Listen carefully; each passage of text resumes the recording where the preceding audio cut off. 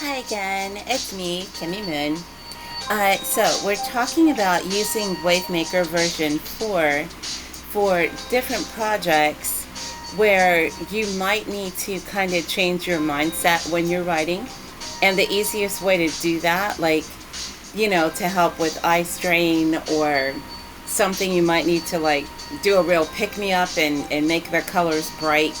So we're talking about how you change the themes or the way that your document will appear while you're working on it. Now that doesn't change how it's going to print and all that. It's just going to change what it looks like on your screen. So I'm making several documents. The first one is color test 1, and we're going to create a new book. And with the new book, this is what your default setting looks like. This is the regular default Wavemaker. So you have this darker color here, the white background, and when you go back to the project page, you kind of have these purpley boxes that light up in pink when you run the mouse over it, okay? That's default. That's the default Wavemaker setting. Now you're going to go up to this little gear thing in the corner that's in the upper right hand. So when you click on it, you can choose a theme. So there are 3 to choose from. If you go with the light theme, everything starts to look kind of bright, where it's, if you open the document, now your pages are white here. Everything is pretty much white and bright. The next default theme would be the blue sky theme. And if you go with that one, then you can see it's got more of a light blue and then the white background. Now, once you've picked the default, now the default is how it'll change the bar, it'll change this section, and it's going to change kind of like, like the menu section. Like you can see it on the screen, the parts that are going to change. The loading screen, this part doesn't really change that much. You're gonna get, like this one is blue and light blue. If you're using the blue sky version, and if you were using the white version, I think this part is still gonna be bluish, but nonetheless, that's how you do the basic default. Now, you can change how the inside of your document is going to appear when you're typing to make it easier on your eyes or make it so you can see things bigger and so forth. So this font right now, I'm not really sure which font that is, but it is a kind of a light, almost, I guess, grayish color. So what we're going to do for the purpose of the video is we're going to use the, for this one, I'll start with the default. So we're going to go back to Wavemaker's default, which is the darker color, and then we can change the font size here so that you see more of like it's larger than what it looked like a minute ago, and we can change the text color. So I'm going to make it black, like a darker black, and I'm going to change the page color and make it more of a off grayish color. And okay, so you don't have to save it, you just click on it. You do need to make sure that the boxes, if the boxes have changed color, then that means it understood what you said. If they did not change, then you have to go back and make sure it changed. You can change the font, so it's not really a matter of you have to kind of erase the ones that you don't want showing up in order to change the font, but I'm not doing that on this. I'm just showing you how to change the color. Okay, so now you can see where it's gotten darker, so it's almost like a night mode setting. All right, now we're going to save this one, and this document we save as color test 1, I think it was called. Let me go check. Yeah, color test 1. All right, so now we're going to go and close this, and we're going to make a new project, and we're going to call this one color test 2, and this is to give a pretty big contrast so that you can see how you know, how different you can make this. So we're going to start with opening a section so you can see it. And, okay. Alright, now instead of using the Wavemaker default color, we're going to go down to the blue sky theme. We're going to make the page color yellow, just because that's bright enough for you to tell the difference. We're going to make the font dark blue.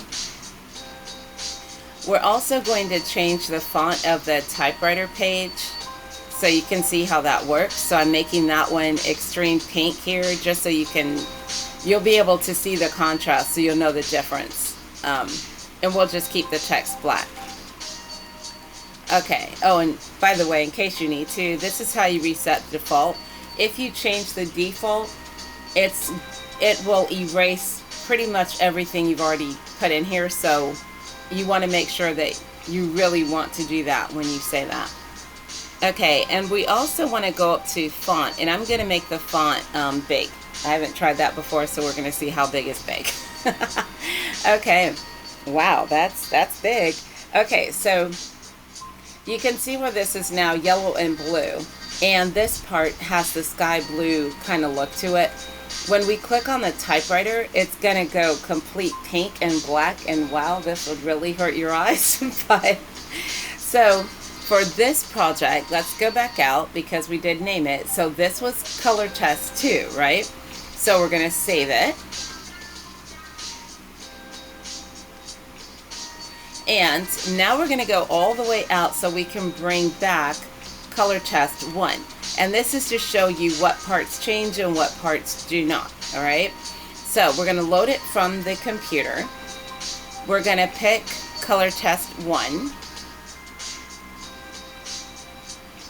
Now notice how this went from the default Wavemaker to the sky blue.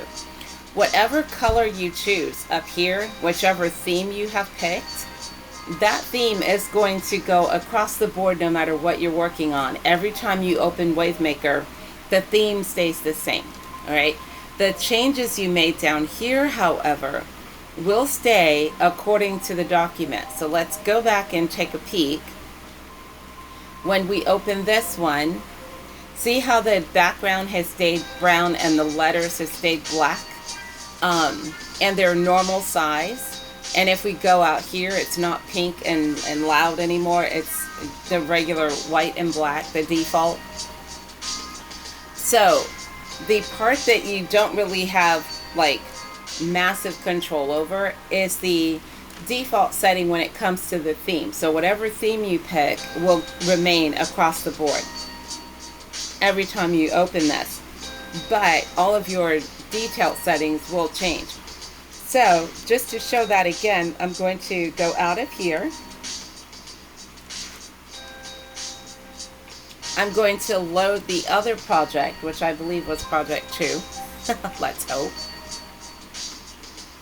When we go back and open it, this is where we should start seeing that yellow again. See, now it's yellow and blue again, and pink and black. But you still have the blue default sky blue color. And if I change the theme up here, it's going to change for every Wavemaker project that I open. But the part where I'm typing will stay the same. So hopefully that made a little bit of sense. I think it's helpful if if you need to change your mood or your view with, like, if you're writing something that might be more serious and in-depth, so you're using the darker colors to make it easier on your eyes and put you on a more serious tone, versus something loud and yellow like this one that might be more of a, where you don't have to read a lot, you're just taking notes. Depending on what you're using that Wavemaker for, could determine what color scheme you decide to use. If you notice, in the default, the color palette is pretty significant. So they give you a lot of options. Like, you go across the board here. So you get everything from, the base color being like red or purple and blue and so forth. Once you have chosen which color, let's say we're going to go with green, so we can pick green down here, which changes the palette, but then to choose the color, you want to double click inside the color scheme, and then it's going to make this is showing you the color that you just picked. Then when you go back out, now you can see that the color has changed. Okay, you can play around with the settings in order to make the page look the way you want. If you want the font bigger or smaller, if you want it to end in at the beginning of every paragraph, if you want the line spacing to be larger so you can have more space to like read between your lines and things like that, all of those changes can be made here, including how you want the page to look. You can do full width pages and so forth. But like I said, that doesn't apply to the printing. That's only how it's going to show up on your screen. So hopefully that's helpful, and you should be able to, oh yeah, I forgot to show you this part when you're typing.